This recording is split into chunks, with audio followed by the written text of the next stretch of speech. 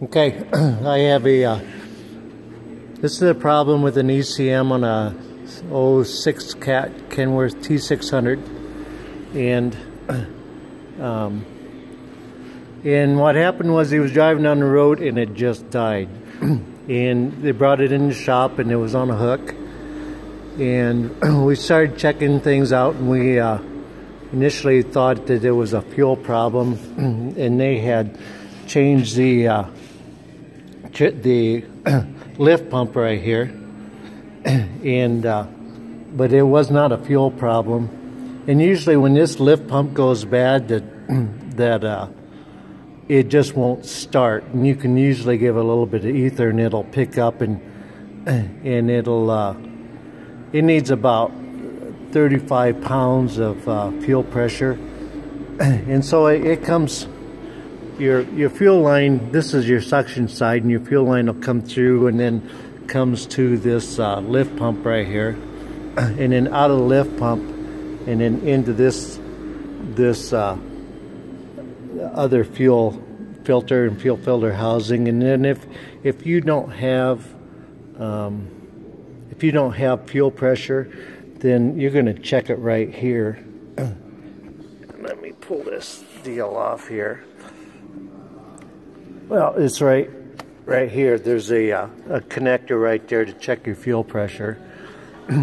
But this was an ECM issue, and of course you go through and you have two on your ECM. You're going to have three positives, three continuous power to I can't remember right offhand. It's the three powers are going to be, I believe, are like right in here. I can't remember which one it is. And then you're going to have a key. This is what's called a 70-pin connector, and then pin 70 comes power with the key on. So if you don't have three continuous powers on your ECM, you can see where these will be these red wires right here, and they all come into, they splice into just one power line right here. And that line goes up and it comes around and it comes down to this loom right in here. It comes around underneath the truck.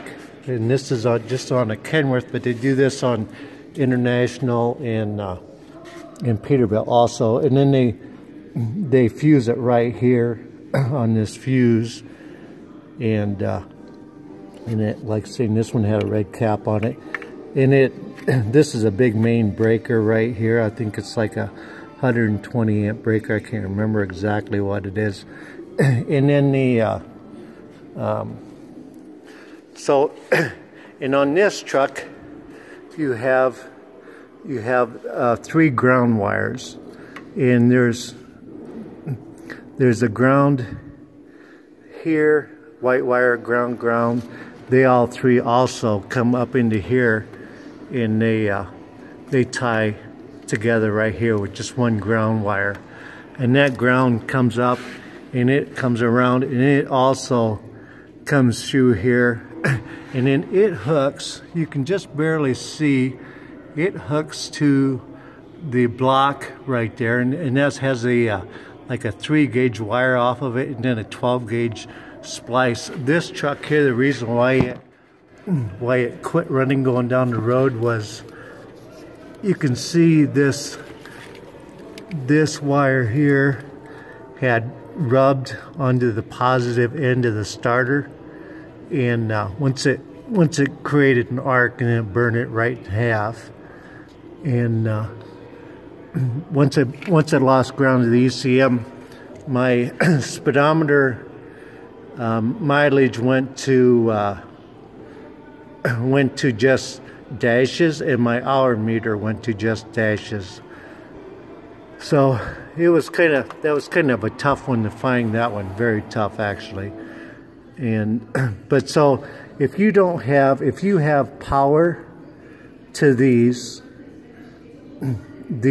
three wires, and the power to your 70 pin which is literally is this pin right here, then and you've got good grounds, which is going to tell you, and if it quits something like that, you're going to have an ECM issue, and you're going to need to end up changing the ECM out. This one I had changed the ECM out also, but the other problem I've had found with this truck too is if you ever are driving down the road and it does die, and then you're able to fire it right back up and so on like that.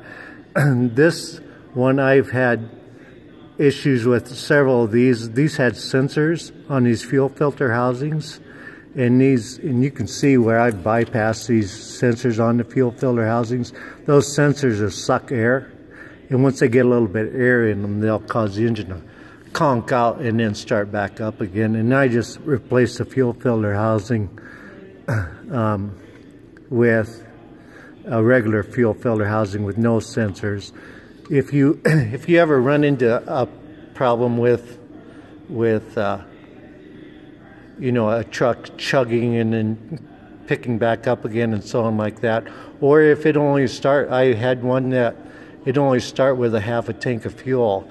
That was these fuel filter sensors sucking a little bit of air. And the way that I've been able to figure out about when I have an air issue is I take the vent on the fuel tank right here, and I just pump put air to this vent, and then I just look and see where I've got fuel leaking. And if I got fuel leaking somewhere, you know, off one of the lines or fuel filter housing or something like that, that's on the pickup part, is going to cause you to suck air. And if you suck air just the least bit, it will chug, and you usually are able to fire back up again. And usually by, you know, priming it back up again until it gets air again. The other problem I've had with this truck, one really bad issue is I'll come around the other side of the truck here, and is this, if anybody ever wondered about this, it's a 50 amp maxi fuse, and it hooks to the alternator right here. And I've had this eyelet break. If this eyelet breaks, it causes, this is the only reason why this wire is here. I have no idea why they run it like that, but they run this wire to run your trailer ABS and your trailer brake lights. And that's the only reason why I spent a lot of time, because I didn't have power to my, I didn't have trailer brake lights, and I mean, and then it didn't have it to the ABS, which is kind of the same circuit in the fuse panel there. I hope this all kind of saves somebody else some headaches. See ya.